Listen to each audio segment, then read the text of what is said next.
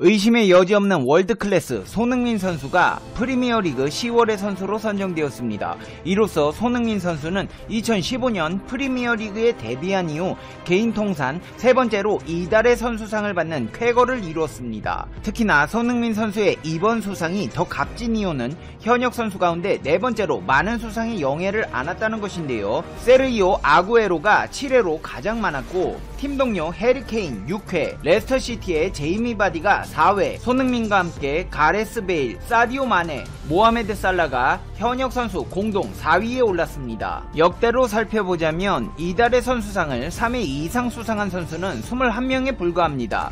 스티븐 제라드, 로빈 반페르시, 웨인 루니, 데니스 베르캄프, 크리스티아노 날강두, 티에리 앙리, 폴 스콜스, 앨런 시어러, 반 니스텔로이, 애슐리 영 등 이름만 들어도 쟁쟁한 선수들이 포진되어 있습니다. 손흥민 선수는 이러한 프리미어리그 레전드들의 반열에 오르며 어깨를 나란히 하게 된 것입니다. 손흥민 선수는 올 시즌 최절정기에 도달한 모습입니다.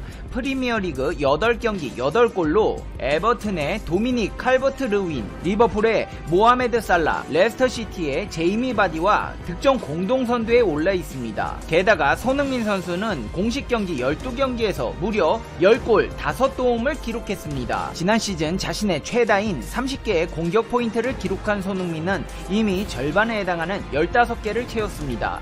역대급 시즌이 될 것이라는 기대감이 높아지는 점은 이 때문입니다. 손흥민 선수의 역대급 폭풍 질주에는 손흥민을 살리는 전술을 극대화한 조제 모리뉴 감독의 선택이 주요하다고 평가받고 있는데요. 최전방 공격수 케인을 2선으로 내리고 손흥민의 최전방 침투가 가능하게 한 것이 시너지를 발휘하고 있습니다. 실제로 최근 케인은 최종 수비 라인에서만 움직이지 않고 아래로 내려와 연계 플레이를 펼치고 있는데 이로 인해 상대 센터백 또한 따라 내려올 수밖에 없습니다. 케인과 손흥민의 찰떡궁합은 EPL뿐 아니라 전세계 어느 팀에서도 찾아보기 힘든 케미를 보여주고 있습니다. 전세계 축구 전문가들은 손흥민 선수를 향한 극찬을 쏟아내기 바쁩니다. 토트넘의 조제 모리뉴 감독은 누구나 사랑할 수밖에 없는 공격수라는 극찬을 했고 에스턴 빌라 출신 공격수 가브리엘 아그본라오도 리버풀, 맨체스터 시티, 레알 마드리드에 가도 주전 윙어로 뛸 제목이라며 엄지를 치켜 세웠습니다. 영국 축구 전문 사이트 토크스포츠에서 축구 전문가로 활동하는 앤디 골드스테인도 본인이 진행하는 라디오 프로그램에서 토트넘 출신 미드필더 제이미 오하라와 토론을 나누며 개인적으로 모하메드 살라보다 손흥민이 한 수 위라고 생각합니다. 요즘 살라의 폼을 보면 특히 그렇습니다. 솔직히 살라가 월드클래스인지도 최근엔 확신을 못하겠다고 말했습니다. 그러자 제이미 오하라는 한술 더 뜨며 손흥민은 의심의 여지 없는 월드클래스다. 이게 왜 논쟁거리가 되는지 이해가 안 된다. 현재 폼만 보면 파리 생제르맹의 네이마르보다 낫다. 바이에른 미넨의 세르주 나브리와 견줄만 하다고 힘줘 말했습니다. 네이마르보다 낫다는 평가를 내린 오하라를 두고 골드스테인은 정말이요? 네이마르보다 손흥민이 한 수 위라는 말입니까? 재차 확인했고 오하라는 당연한 거 아닙니까? 만약 손흥민이 미넨 등 B클럽으로 이적하더라도 좋은 경기력을 보일 것입니다. 그만큼 정말 뛰어난 공격수입니다. 라고 설명했습니다. 에스턴 빌라의 레전드 가브리엘 아그본라우 또한 영국 풋볼 인사이더와의 인터뷰를 통해 손흥민의 가치를 극찬했는데요. 아그본라우는 내가 볼 때 손흥민은 잉글랜드 프리미어리그 최고의 선수입니다. 내가 토트넘이라면 계약 조건을 일임하고 그가 원하는 것은 무엇이든 들어줄 것입니다. 무조건 그를 잡아서 사인부터 해야 합니다. 왜냐하면 손흥민은 세계 어느 클럽이나 갈 수 있는 선수이기 때문입니다. 세계 어느 클럽에 가도 선발로 뛸 수 있는 선수입니다. 내가 말하는 클럽은 리버풀, 맨시티, 레알 마드리드, 바르셀로나 같은 구단입니다. 손흥민은 그만큼 훌륭한 선수라며 가치를 인정했습니다. 이 같은 축구 전문가들의 극찬은 결코 과장된 발언이 아닙니다. 상황이 이렇다 보니 실제로 손흥민에게는 전세계 최정상급 팀들에게 러브콜이 쏟아지고 있는 상황인데요. 재미있는 사실은 과거 토트넘 사령탑을 맡았던 포체티노 감독과의 재결합설이 끊임없이 이어지고 있다는 것입니다. 최근 맨체스터 유나이티드, 맨체스터 시티에서의 재결합이 점쳐지던 두 사람의 인연은 급기야 전세계 최고의 구단으로 꼽히는 레알 마드리드로 향하게 되었는데요. 마우리시오 포체티노 감독은 감독은 지난해 11월 경질된 뒤에 지휘봉을 잡지 않았습니다. 많은 구단들과 연결됐지만 최근 들어서는 레알 마드리드의 러브콜이 강력하게 포체티노 감독을 유혹하고 있습니다. 포체티노 감독은 2014년 토트넘에 부임한 뒤에 손흥민 선수와 함께 구단 역사를 새로 썼습니다. 유럽 축구연맹 유로파리그 팀에서 챔피언스 리그에 꾸준히 나가는 팀으로 만들었고 2018-19 시즌에 구단 최초 챔피언스 리그 결승 진출까지 했습니다. 챔피언스 리그 준우승 이후 현자 타임을 맡게 된 포체티노 감독은 멘탈을 잡지 못하고 구단 수뇌부 측과 갈등을 겪으며 중하위권으로 떨어졌고 결국 지난해 11월 성적 부진을 이유로 조세 모리뉴 감독에게 지휘봉을 넘겼습니다. 폼은 일시적이지만 클래스는 영원합니다. 포체티노의 클래스는 토트넘에서 확실하게 입증되었고 성적 부진을 겪는 구단들에게 한 줄기 희망으로 다가오고 있는데요. 포체티노 감독은 때를 기다리고 있다. 1년 동안 공백을 깨고 특별 해설위원으로 돌아왔는데 올바른 프로젝트를 기다리고 있다. 모든 가능성을 열어둘 것이다. 지금은 기다려야 하는 순간이라는 걸 알고 있다. 때가 오면 선택을 할 것이라는 발언을 했습니다. 우선 팀 분위기가 가장 안 좋아 포체티노의 영입을 가장 간절하게 원하고 있는 것은 맨체스터 유나이티드입니다. 하지만 팬들은 물론이고 많은 전문가들 또한 포체티노의 맨유행을 반대하고 있는 상황인데요. 영국 매체 풋볼 런던에서는 4가지 이유를 들어 포체티노 감독이 맨유 사령탑에 오르지 않기를 바란다는 기사를 썼습니다. 그 이유 가운데 첫 번째는 포체티노 감독이 조금 더 기다리면 다른 제안들이 많을 수 있다는 것입니다. 일단 지단 감독의 입지가 흔들리는 레알 마드리드, 과르디올라 감독과 재계약이 안 되고 있는 맨시티, 투엘 감독과 계속 함께할지 의문인 파리 생제르맹 등이 맨유보다 더 좋은 조건을 갖추고 있다는 것입니다. 두 번째는 맨유의 선수 영입 정책이 주먹구구식이라는 것입니다. 선수 영입에 많은 돈을 투자하지만 일관성이 없고 성과를 내기 어렵다는 것입니다. 기술 이사가 없는 상황에서 에드 우드워드 부회장이 혼자 주도하는 식입니다. 현대축구에서 좋은 팀들은 전력 강화 매니저를 두고 전략적으로 선수 영입을 하고 있습니다. 이렇게 해도 될까 말까 한 상황인데 이따위 영입 정책으로 팀이 좋은 성적을 거두는 것은 불가능에 가깝습니다. 세 번째 이유는 포체티노의 색깔과 메뉴가 맞지 않다는 것입니다. 포체티노 감독은 전방 압박을 중요시하는데 현재 맨유는 상대 전방으로 라인을 올려 압박하는데 익숙하지 않다는 것입니다. 네 번째 이유는 코로나로 위기를 겪고 있는 축구계 전반적인 분위기를 꼽았는데요. 영국은 현재 코로나19 재확산으로 2차 봉쇄에 들어갔습니다. 이런 시기에 맨유 지휘봉을 잡는 건 타이밍상 맞지 않다는 것입니다. 이런 상황에서 레알 마드리드는 손흥민 선수와 포체티노 감독을 동시에 영입하려는 시도를 하고 있습니다. 이미 레알 마드리드는 최악의 상황에 대비해 포체티노 감독과 접촉한 바 있습니다. 스페인 온다세로의 프로그램 엘트란시스타는 레알 마드리드가 포체티노 감독과 접촉했다. 최근 지단 감독은 위기를 겪고 있는데 레알 마드리드의 드레싱룸에서 지단 감독이 바르셀로나전에 패하면 2018년처럼 팀을 떠날 수 있다는 이야기가 나왔다는 보도를 했습니다. 그러면서 레알 마드리드도 지단 감독이 팀을 떠날 상황을 대비하여 무슨 일이 벌어질지 모르기 때문에 포체티노 감독에게 이미 연락을 취해놨다며 포체티노 감독은 오랫동안 플로렌티노 페레스 회장의 지지를 받아왔고 수년 동안 연결돼 있다는 보도를 했습니다. 포체티노 감독 또한 레알을 향한 야망을 숨기지 않고 드러낸 바 있는데요. 그는 최근 인터뷰를 통해 아직은 어떤 압박감도 고뇌도 없다. 코로나19가 없었다면 불안했을지 모르지만 지금 상황은 나에게 휴식을 줬다. 언젠가 레알에서 감독하게 될지 모르겠지만 그건 내 꿈이다. 레알은 세계 최고의 구단 중 하나다. 남들과 똑같이 원하는 자리다. 레알의 감독은 꿈과도 같다고 밝혔습니다. 때마침 스페인에서는 레알의 플로렌티노 페레즈 회장이 손흥민 영입에 나설 채비를 갖췄다는 소식이 들려왔는데요. 스페인 마드리드를 기반으로 한 매체 깨에서는 레알 마드리드가 아시아를 바라본다. 페레즈 회장이 손흥민을 주시한다는 제목의 기사를 냈습니다. 매체에 따르면 믿고 맡겨달라. 완벽하게 고쳐줄게. 우리가 남도 아닌데. 고장난 자전거나 TV 얘기가 아니다. 현존 최강의 화력을 갖춘 현대전의 꽃 항공모함을 두고 나온 말이다.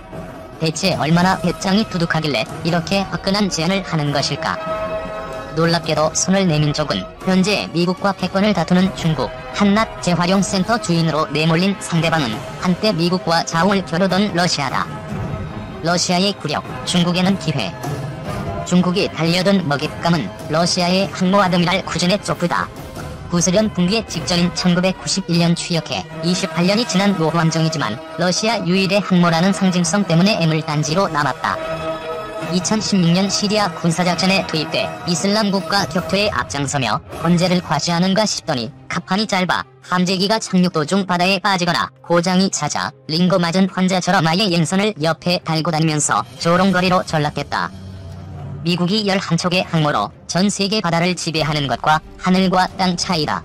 더구나 재래식 디젤 엔진이어서 미국의 원자력 추진 잠수함에 비해 성능도 한참 떨어진다. 반면 중국에게 쿠즈네초프는 없이 소중한 보물이다. 지난 23일 중국 해군 창설 70주년 관함식에서 위용을 뽐낸 항모 려오닝은 1998년 경제난으로 건조가 중단된 쿠즈네초프 이번 함인 바레그함을 들여와 개조를 거쳐 2012년 배치한 일종의 리모델링 제품이다. 중국이 최초의 항모라며 떠들썩하게 선전하고 있지만 막상 족보를 따지면 잔뜩 주눅이 드는 것도 그 때문이다. 쿠즈네초프는 해양 불기에 박차를 가하며 군사대국을 꿈꾸는 중국 해군력의 교보민 셈이다. 그런데 중국이 이처럼 고맙고도 찜찜하던 러시아의 그늘에서 벗어날 기회가 넝쿨찍 굴러들어왔다. 지난해 10월 러시아 북부 수리공장에서 항모를 띄우던 도중 부유토크가 침몰해 대형 크레인이 추락하면서 이 항모 가판에 커다란 구멍이 뚫렸다. 설상가상으로 항모를 감당할 만한 다른 도크는 멀리 떨어진 흑해에 있고 러시아 기술력으로 항모의 전투력을 온전히 발휘할 수 있을지 장담할 수도 없어 그대로 방치된 상태다. 2025년까지 운영하려던 쿠즈네초프가 갑자기 파손되면서 당장 추가 함정을 건조할 수도 없는 처지다. 2014년 크림반도 병합 이후 서구의 제재에 막혀 자금도 충분치 않다. 이에 중국은 관영 매체를 통해 쿠즈네초프를 퇴역시키지 않을 방법은 우리밖에 없다며 분위기를 띄우고 있다. 전문가를 보내 수리할 수도 있지만 이미 항모가 정박할 부유도크가 없어진 터라 중국으로 갖고 와서 고치면 된다는 논리다. 특히 이달 관함식을 계기로 중국의 해군력을 부각시키는 과정에서 이처럼 노골적인 제안은 더 두드러졌다.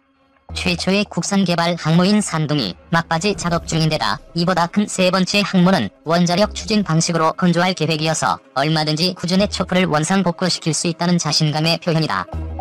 중국의 한 군사 전문가는 돈도 없고 시설도 없는 러시아는 항모 한 척도 없는 빈털터리 유엔 안보리 상임이사국으로 남을 것이냐며 쓸데없이 제3의 길을 찾지 말고 중국과 손을 잡아야 한다고 촉구했다. 대러 공조, 미국 포위망 돌파, 기술력 과시 다중포석. 물론 러시아가 중국의 제안을 수용할 리는 만무하다. 핵심 군사기술이 유출되는 것은 물론 중국으로 항모가 끌려가는 전대미문의 수모를 겪어야 하기 때문이다. 그래서 일부에서는 중국이 못 먹는 감을 괜히 찔러보는 것 아니냐는 비아냥도 나온다. 하지만 중국은 러시아를 보챌수록 남는 장사다. 우선 전략무기의 최고봉으로 꼽히는 항모를 고치겠다고 나설 수 있는 자체가 양국의 신뢰관계를 보여준다. 가령 한국과 일본이 모두 도입한 미국 스텔스 전투기 F-35의 경우 일본은 국내에서 기체를 분해하고 조립하는 장정비를 할 수 있지만 한국은 큰 고장이 나면 일본이나 미국에 맡겨야 한다. 미국이 일본에만 정비 권한을 준 탓이다. 최근 일본의 F-35 추락사고에도 불구하고 미일 관계는 갈수록 공고해지는 반면 한미 관계는 파열음이 끊이지 않는 것도 이 같은 군사적 신뢰와 무관치 않다. 중국이 산둥반도에 러시아판 사대로 불리는 S-400 미사일을 배치해 미국에 맞선 요격망을 갖추며 러시아와의 위를 과시한 것도 같은 맥락이다. 특히 중국은 미국의 해양 봉쇄 정책인 인도, 태평양 전략에 맞서 포위망을 뚫어야 할 필요성이 절실하다. 비핵화가 지지부진해 애를 먹이는 북한을 제외하면 러시아는 중국이 군사적으로 사실상 유일하게 보조를 맞출 수 있는 우방이다. 지난해 9월 중국과 러시아가 극동지역에서 한랭전 이후 최대 규모인 30만 명의 병력을 동원해 군사훈련을 실시한 것도 그 때문이다. 올해는 대만 해협과 남중국 해를 둘러싼 미국과의 긴장이 고조되면서 군사공조의 범위를 바다로 넓혔다. 미국이 호주, 일본과의 훈련 빈도를 높이며 옥죄자 중러 양국은 이달 말 연합 해상훈련으로 맞대응에 나설 예정이다. 더구나 비동맹 진영의 리더를 자처하며 미국을 향해 함께 목소리를 높이던 인도가 오락가락하면서 중국의 불안감은 가시지 않고 있다. 나렌드라 모디 인도 총리는 25에서 27일 베이징에서 열리는 1대1로 정상 포럼에 끝내 불참하기로 했다. 블라디미르 푸틴 러시아 대통령이 25일 블라디보스토크에서 김정은 북한 국무위원장과 정상회담을 마친 뒤 곧바로 나라와 시진핑 주석과 회동하는 성의를 보이는 것과는 대조적이다. 특히 인도에 이어 일본마저 항모 경쟁에 뛰어들면서 중국도 한 걸음 달아나야 하는 상황이다. 이 밖에도 우준의 촉구를 들먹일수록 대내외적으로 중국의 기술력을 각인시키는 효과가 생긴다. 중화민족의 위대한 부흥을 기치로 내건 시주석의 강군몽을 실현하기 위한 전제 조건이기도 하다. 중국의 항모는 미국과 달리 스키 점프대처럼 갑판 끝이 올라가 있다. 전투기를 띄우는 전자식 사출기와 전력을 안정적으로 공급하는 출력 계통 모두 성능이 떨어지기 때문이다. 그래서 실제 전투기 출격은 미 항모의 30% 선에 불과한 실정이다. 그런데도 올해 관함식에 자체 개발 산둥호를 끝내 선보이지 못하고 선체 내부 영상을 공개하는 것으로 만족할 수밖에 없었다. 더구나 항모 제작사인 중국 선박중공업 그룹의 순보 사장이 지난해 항모 관련 기밀을 외국 정보기관에 넘긴 혐의로 경질되면서 세 번째 항모는 언제 추진할지 기약할 수 없는 상태다. 한껏 높아진 대중의 기대에 부응하기에 역부족이다. 따라서 항모야오는 산둥의 초기 버전인 구준의 쪽파를 깎아내리며 중국이 언제든 고칠 수 있다고 강조하는 건 전세를 역전시키기 위한 묘안인 셈이다. 방위사업청이 지난 10월 7일 경항공무원 국내 건조 사업과 관련해 스텔스 성능 기술을 선행 연구한다고 밝힘에 따라 앞으로 건조될 한국형 경항모의 윤곽이 드러나고 있다. 방사청은 이날 국회 국방위원회 국정감사 업무보고 자료에서 2022년 사업 착수를 위한 선행 조치로 개념 설계 및 핵심 기술 개발을 수행하기 위해 2022년 예산 271억 원 반영을 추진했다고 밝혔다. 구체적인 예산안을 보면 비행갑판과 플랫폼 설계 기술 선행 연구에 95억 원, 통합 전투체계 기술에 120억 원, 스텔스 성능 기술에 40억 원을 투입할 예정이다. 이 밖에 개념 설계, 위탁 연구와 국외 컨설팅 등에 16억 원이 들어간다. 앞서 국방부는 지난 8월 F-35B와 같은 단거리 이착륙 전투기 탑재가 가능한 경항모급 대형 수송함 국내 건조 계획을 담은 2020에서 2024 국방중기 계획을 발표한 바 있다. 국방부는 중기 계획에 따라 내년부터 단거리 이착륙 전투기 탑재가 가능한 다목적 대형 수송함에 대한 선행 연구를 통해 개념 설계에 착수할 계획이다. 사업명은 대형 수송함이지만 실질적으로는 F-35B 스텔스 이착륙 전투기 운용에 초점을 맞춘 경항모 건조를 염두에 두고 진행한다. 오는 2021년 사업 타당성 조사가 끝나면 2022년부터 본격적인 탐색 개발을 거쳐 2026년부터 체계 개발에 들어가 2033년께 경항모 건조가 완료될 것으로 전망된다.